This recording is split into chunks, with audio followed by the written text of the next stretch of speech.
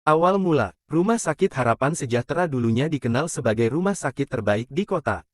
Namun, sejak bangsal lama di bagian timur terbakar beberapa tahun lalu, suasana rumah sakit itu berubah. Bangsal itu kini kosong, tak lagi digunakan, dan sebagian besar staf menghindari membicarakannya. Nina, seorang perawat baru, ditempatkan di rumah sakit itu untuk tugas malam. Meski sering mendengar cerita aneh tentang bangsal lama, ia tidak terlalu percaya. Baginya, semua itu hanyalah cerita untuk menakut-nakuti karyawan baru. Pada malam pertamanya, Nina merasa semuanya berjalan normal. Pasien di bangsal utama tidur tenang, dan suasana di ruang kontrol terasa damai. Namun, sekitar pukul 2 pagi, ia mendengar sesuatu. Suara bisikan pelan terdengar dari arah lorong yang mengarah ke bangsal lama. Awalnya, Nina mengabaikannya, berpikir itu hanyalah suara angin. Namun, suara itu terdengar semakin jelas. Bisikan itu seperti suara seorang perempuan memanggil namanya, Nina. Nina. Dengan rasa penasaran, Nina memutuskan memeriksa lorong itu. Ia membawa senter kecil dan melangkah perlahan ke arah bangsal lama. Saat ia mendekati pintu bangsal yang tertutup, hawa dingin menyelimuti tubuhnya, seperti ada sesuatu yang tak terlihat mengawasinya. Ketika ia membuka pintu bangsal lama, bau asap yang samar langsung tercium. Di dalam, ruangan itu gelap dan kosong, hanya ada sisa-sisa bangunan yang rusak akibat kebakaran. Namun, sesuatu menarik perhatiannya, sebuah tempat tidur dengan sprei putih bersih, seolah baru saja digunakan. Ketika Nina mendekati tempat tidur itu, ia melihat sesuatu yang membuatnya terdiam.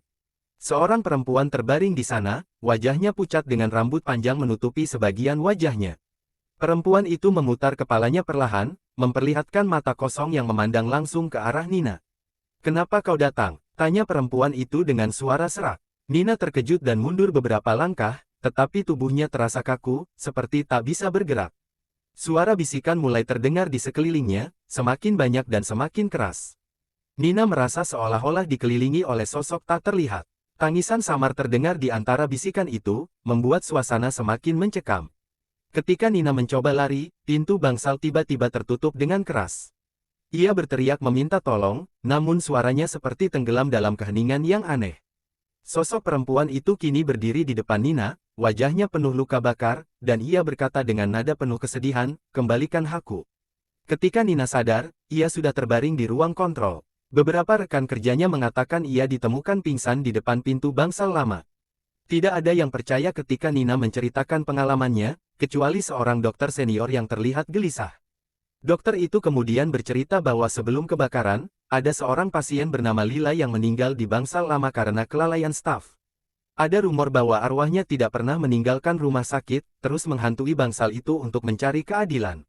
Nina memutuskan untuk mengundurkan diri beberapa minggu setelah kejadian itu.